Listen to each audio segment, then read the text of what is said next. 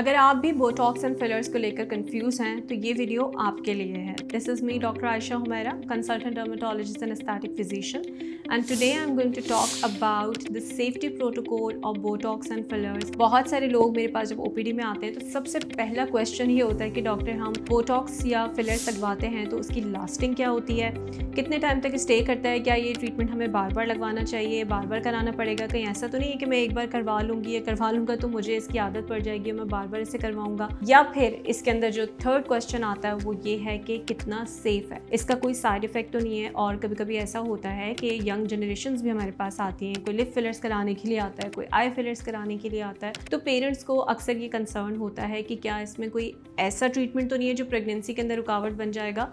तो ये तमाम चीज़ों को, मिथ्स को आज मैं डिस्कस भी करूँगी और उसमें कितनी रियलिटी है, कितना सेफ़ है, बोटॉक्स कब कराते हैं, फिलर्स कब कराते हैं, क्या ये सिर्फ़ और सिर्फ ऐसे लोगों के लिए जो अपनी एजिंग को कंट्रोल करना चाहते हैं या वाकई ये आपकी क्वालिटी ऑफ लाइफ को चेंज करते हैं। सो आज इस वीडियो के अंदर तमाम चीज़ों को डिटेल डिस्कस करेंगे। So let's start with the discussion. Number 1 is basically कि हमें कोई भी ट्रीटमेंट जब हम कराने के लिए जाएं तो सबसे पहला जो है वो हमें किसी भी डॉक्टर का प्रोफाइल देखना चाहिए। क्या वो डॉक्टर MBBS और BDS है या नहीं है, क्या उसके पास एस्थेटिक मेडिसिन की सेपरेट डिग्री मौजूद है, क्योंकि ऐसे बहुत सारे लोग हैं हमारी फील्ड में भी।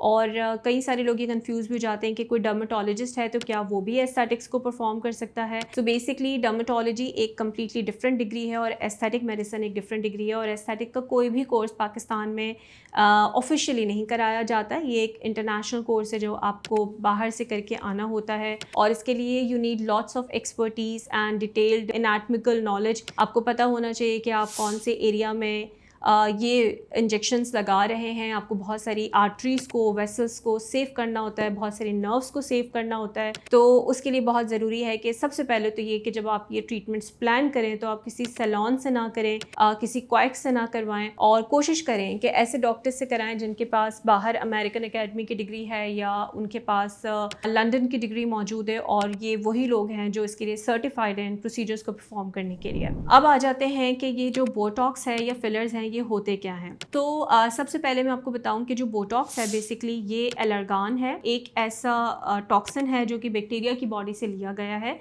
बिल्कुल इसी तरीके से जब हमें कोई भी वैक्सीन इजाद करनी होती है किसी बीमारी के ख़िलाफ़ लड़ने के लिए, तो वो हम किसी बैक्टीरिया से उसका टॉक्सिन लेते हैं और उसके एंटीडोट्स क्रिएट करते हैं। तो बिल्कुल इसी तरीके से ये जो टॉक्सिन है ये कम्प्लीटली सेफ़ होता है। जैसे वैक्सीन्स आपकी बॉडी में जाके कोई प्रॉब्लम नहीं करती। बाय बर्थ आपको BCG वैक्सीन लगती है, आपको TB की जो वैक्सीन लगती है, या इसके अलावा भी डिफरेंट बीमारियों में जो वैक्सीनेशन इस्तेमाल होती हैं हेपेटाइटिस के लिए, वो भी टॉक्सिन्स ही हैं लेकिन वो आपके लिए सेफ़ होते हैं।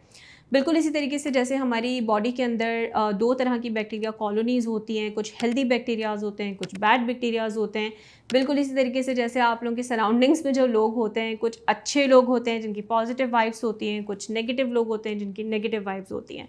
सो जो आप समझ लें कि जो बोटॉक्स है ये पॉजिटिव वाइब्स वाले लोगों के अंदर आता है, मतलब कि वो टॉक्सिन ज़रूर है लेकिन आपके लिए नुकसानदेह नहीं है अगर आप इसको राइट डोज में इस्तेमाल करते हैं और राइट इंजेक्टर से लगवाते हैं। नाउ कमिंग टू थिंग्स के जहाँ पे ये कन्फ्यूजन होती है कि हमें बोटॉक्स कहाँ लगाना है और हमें फिलर कहाँ लगाना है। जैसे कभी कभी ऐसा होता है कि पेशेंट आता है अंडर आई हॉलोज़ के साथ, आंखों के नीचे गड्ढे हैं और वो कहते हैं हमें यहाँ बोटॉक्स लगा दें। तो हम उनको बताते हैं कि यहाँ बोटॉक्स नहीं लगता। बोटॉक्स बेसिकली मस्कुलर मूवमेंट को कंट्रोल करने के लिए लगता है और जहाँ पे गड्ढा होता है या हॉलोज़ होते हैं उनके अंदर फिलिंग होती है, फिलिंग की जाती है फिलर्स के साथ। और बोटॉक्स जो है वो बेसिकली आपके अपर फोरहेड पे ज़्यादा सक्सेसफुल है, जिसके अंदर आपके डीप फोरहेड रिंकल्स हैं या जब आप स्माइल करते हैं तो यहाँ पे आपके क्रोस फीट बनते हैं, उसके लिए बहुत आइडियल है। बोटॉक्स आपकी पूरी बॉडी पे अप्लाई होता है लेकिन जो फेस के अंदर इंडिकेशंस हैं वो मोस्टली हम इसलिए करते हैं। या कुछ लोगों को गमी स्माइल्स होती हैं, कभी कभी फेशियल एसिमेट्रीज होती हैं। बहुत सारे ऐसे पेशेंट हैं जिनको फेशियल पैल्सी होती है और बाद में वो एसिमेट्री मूवमेंट के साथ आते हैं, एक मसल ज़्यादा काम कर रहा होता है, एक मसल कम काम कर रहा होता है, तो उसको बैलेंस करने के लिए भी बोटॉक्स का इस्तेमाल किया जाता है। इसके अलावा वो लोग जो कि फेस स्लिमिंग चाहते हैं, अक्सर लोगों का ये जो मैसेटर मसल है ये काफ़ी ज़्यादा हाइपर होता है इन अ वे कि जब आप बैठे होते हैं या बात कर रहे होते हैं तो यहाँ से ये मसल आपका प्रोट्रूट कर रहा होता है। तो इस कंडीशन को ट्रीट करने के लिए भी बोटॉक्स इस्तेमाल होता है। इसके अलावा जिनके आर्म्स काफ़ी ज़्यादा मस्कुलर होते हैं, स्पेशली फ़ीमेल्स के अंदर बड़ा कंसर्न होता है कि उनका ये जो बैक एरिया है यहाँ पे हमारी नेक के जो मसल्स हैं, ट्रेपीजियस मसल हैं, इसको बेहतर करने के लिए अक्सर लोगों को नेक के अंदर क्रॉनिक पेन होता है और वो अक्सर अपने सर्वाइकल पेन के साथ इस तरह से कंप्लेन कर रहे होते हैं कि हमारा झुक के बैठने का काम ज़्यादा है और हमें ये बहुत शदीद पेन है, बहुत सारे फिजियोथेरेपी के सेशंस ले लिए, नहीं गए, पेन नहीं जा रहा, तो उसकी भी ट्रीटमेंट के लिए बोटॉक्स इस्तेमाल होता है। जिन लोगों के मसल्स हैवी होते हैं आर्म्स के, और जब वो कोई ऐसा ड्रेस पहनते हैं जिसमें से आपके बाजू मोटे लगते हैं, उसको स्लिम करने के लिए भी बोटॉक्स किया जाता है। और कभी कभी ऐसा होता है कि लड़कियों की जो लेग्स हैं उसके भी मसल्स हैवी होते हैं, जब वो कोई ऐसा टाइट्स पहनते हैं या स्किनी पैंट्स पहनती हैं तो उसमें भी उनके काल्फ मसल काफ़ी हैवी लगते हैं, उसको भी स्लिम करने के लिए बोटॉक्स किया जाता है। अब इसके काफ़ी सारे फ़ायदे हैं बोटॉक्स के, अगर आप ये ट्रीटमेंट लेते हैं और राइट इंडिकेशन के साथ कराते हैं तो उसके बड़े अच्छे और सक्सेसफुल रिजल्ट आ जाते हैं। नेक्स्ट इसके ये लास्ट कितना करता है, अगर आपके डिपेंड करता है कि हमने किस एरिया के अंदर बोटॉक्स इंजेक्ट किया है। जैसे कि मैंने आपको सारी इंडिकेशंस बताई हैं, इसमें जो फेस की इंडिकेशंस हैं जैसे अपर फोरहेड है, क्रोस फीड है, यहाँ का बोटॉक्स आपका 6 to 9 मंथ्स तक स्टे करता है, और जो बॉडी का बोटॉक्स है वो आपका तकरीबन 1 ईयर 2 ईयर तक ईजिली स्टे कर जाता है क्योंकि वो डीप मसल्स के अंदर इंजेक्ट किया जाता है। Quality of Botox is very important. Market के अंदर डिफरेंट टाइप्स की क्वालिटीज़ मौजूद हैं, जिसके अंदर कोरियन बोटॉक्स हैं, अमेरिकन बोटॉक्स है, जिसमें Allergan is one of my most favourite botox, जो कि FDA ने अप्रूव भी किया हुआ है बहुत सारी इंडिकेशंस के अंदर। सो अगर आप एलर्गान का इस्तेमाल करते हैं, it's completely safe, completely okay, इसके कोई साइड इफ़ेक्ट्स नहीं हैं, इसके आपको इनफैक्ट बहुत अच्छे रिजल्ट मिलते हैं। सो आई होप कि बोटॉक्स आपको बहुत अच्छे तरीके से समझ आ गया होगा। Now coming to the fillers, जैसे आप रात सोते हैं जिस पिलो के ऊपर, जब आप कंटिन्यूस उसे इस्तेमाल करते हैं तो कुछ अरसे के बाद वो बैठ जाता है, तो उसको फिल करने के लिए, उसको बेहतर करने के लिए ज़ाहिर है आप उसके अंदर फिलर्स ऐड करते हैं। बिल्कुल इसी तरीके से जब हमारी बॉडी के जो फैट्स हैं वो जब ड्रूप कर जाते हैं या ख़त्म हो जाते हैं जिनके साथ, तो हमारी आँखों के नीचे हॉलोज बनना शुरू हो जाते हैं, हमारी लाफ लाइन्स आना स्टार्ट हो जाती हैं, जाउल्स बनना शुरू हो जाते हैं। इसका मतलब कि जो आपका जॉ लाइन है ये डिस्टॉर्ट होना शुरू हो जाता है। सो उन एरियाज़ की करेक्शंस के लिए हम फिलर्स का इस्तेमाल करते हैं। Fillers totally hyaluronic acid based होते हैं, इसके अंदर HA है और HA हम सबकी कनेक्टिव टिश्यूज़ के अंदर मौजूद है। सो हाइलुरोनिक एसिड जो है वो आपकी बॉडी के अंदर जब जाता है तो वो कोई फॉरेन बॉडी रिएक्शन नहीं देता, इट्स कम्प्लीटली सेफ, और ये कभी कभार तो बिल्कुल प्लांट सोर्स से लिए गए हुए होते हैं और इसके अंदर किसी भी किस्म का कोई नुकसान आपको नहीं होता।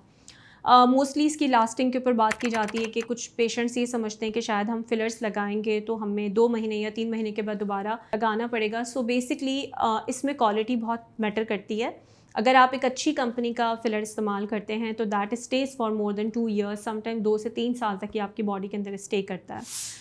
जो मेरे फेवरेट ब्रांड्स हैं उसमें रेस्टलिन, आई लव रेस्टलिन, आई लव हायामीरा, हायामैक्स, मुझे इसके अलावा माइली फिलर बहुत पसंद है। सो ये वो फिलर्स हैं जो आपको बहुत अच्छे तरीके से आपके फेशियल कॉन्टोर्स के अंदर आपको हेल्प करते हैं। इनकी लॉन्जिविटी बहुत अच्छी है, इनकी ब्लेंडिंग बहुत अच्छी है। ख़ास तौर पे जो आपके आई एरियाज़ हैं, अक्सर मेरे पास बहुत सारी ये कंप्लेंट्स आती हैं कि हम कहीं से जाके वो फिलर्स लगा लिए, उसके बाद इतने बड़े बड़े वो आँखें लेकर आ जाते हैं कि यहाँ पे ये जम गया है।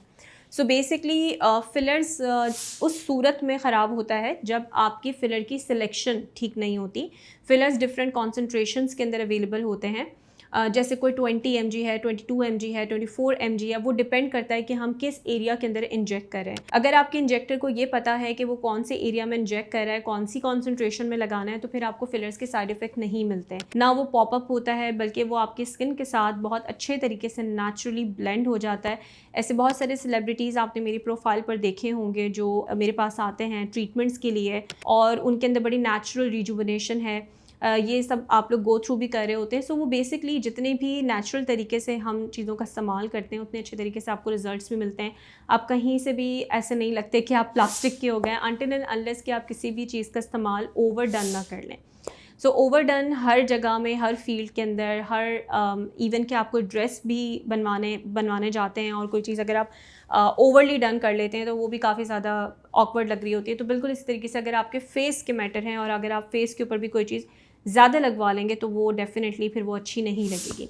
सो बेसिकली एस्थेटिक मेडिसिन का एक बहुत सिंपल सा रूल है, जिस रूल के ऊपर मैं काम करती हूँ उसके अंदर कैलकुलेशंस बहुत इंपॉर्टेंट होती हैं कि जो आपकी फेशियल सिमेट्रीज़ होती हैं, आपकी जो फेशियल बैलेंसिंग होती हैं वो परफेक्ट होनी चाहिए। और कभी कभी it's a very trauma to the people, even कि हमारे पास ऐसे बॉयज़ भी आते हैं, मर्द हजरात भी आते हैं जिनको किसी ऐसी फील्ड के अंदर अप्लाई करना होता है जहाँ उनके लुक्स बहुत काउंट करते हैं, मीडिया के अंदर तो होता ही है, लेकिन बहुत सारी ऐसी और भी इंडस्ट्रीज़ हैं जहाँ पे सर्विसेज रोल होता है, बैंकिंग सेक्टर्स हैं, सिविल एविएशन है, किसी ने कोई पायलट है, कोई एयर होस्टेस हैं। तो इस तरह की जो फील्ड्स होती हैं इसके अंदर फेशियल बैलेंसिंग बहुत ज़्यादा काउंट करती है and people come to us for the corrections. And I think ये बड़ी अच्छी बात है कि अब ये वो ज़माना आ गया जहाँ आपको सर्जरीज़ का इंतज़ार नहीं करना पड़ता। आई रिमेंबर आज से 20-25 साल पहले आपको जो नोज़ की सर्जरीज़ होती थी, definitely it's very scary thing. सबसे पहली चीज़ है कि आप जनरल एनेस्थीसिया लेते हैं और फिर उसके बाद आप एक सर्जरी कराते हैं, फिर उसका डाउन टाइम आता है जिसमें 2-3 महीने तक आपके फेस पे सूजन हुई हुई होती है, और फिर वो एक अलग ट्रॉमा होता है सर्जरी का, पता नहीं वो क्या बने, और फिर जब नोज़ बन जाए तो उसके बाद क्या, उसको रिवर्स भी नहीं कर सकते। सो नॉन सर्जिकली अगर आप कोई नोज़ रीशेपिंग कराते हैं तो इट्स वेरी सिंपल। आप आते हैं, टॉपिकल नमिंग क्रीम लगाई जाती है जिसमें आपको कम्प्लीटली सुन हो जाता है, कोई दर्द नहीं होता। उसके बाद with the help of fillers या थ्रेड्स हम आपकी नोज़ प्रिपेयर कर देते हैं। विद इन 20 मिनट्स आपकी नोज़ जो है वो कम्प्लीटली शार्प स्लिम हो जाती है और गुड टू गो हैं। रिवर्सिबल प्रोसीजर्स हैं, if you don't like it तो we can dissolve it any time. So इसके बड़ी सारे बेनिफिट्स हैं, फ़ायदे हैं, लिहाजा आपको इससे डरने की बिल्कुल कोई ज़रूरत नहीं है। It's completely safe treatments. और अगर आप भी इस तरह के कोई ट्रीटमेंट्स के अंदर इंटरेस्टेड हैं, करवाना चाहते हैं, तो हम डेफ़िनेटली आपको वीडियो कंसल्टेशंस भी करते हैं। और इसके अलावा अगर आप मज़ीद कोई भी चीज़ ऐसी है जो रह गई आप जानना चाहते हैं तो कमेंट सेक्शन में जाके अपने उस कंसर्न का नाम लिख दीजिए। इस तरह से हमें पता चल जाएगा कि आपका कंसर्न क्या है और फिर हम आपको डेफिनेटली उसके लिहाज से गाइड कर सकते हैं। सो आई होप कि ये वीडियो आपको ज़रूर पसंद आई होगी। And if you want me to talk about further on this topic, let me know in my comment section and stay tuned for further videos.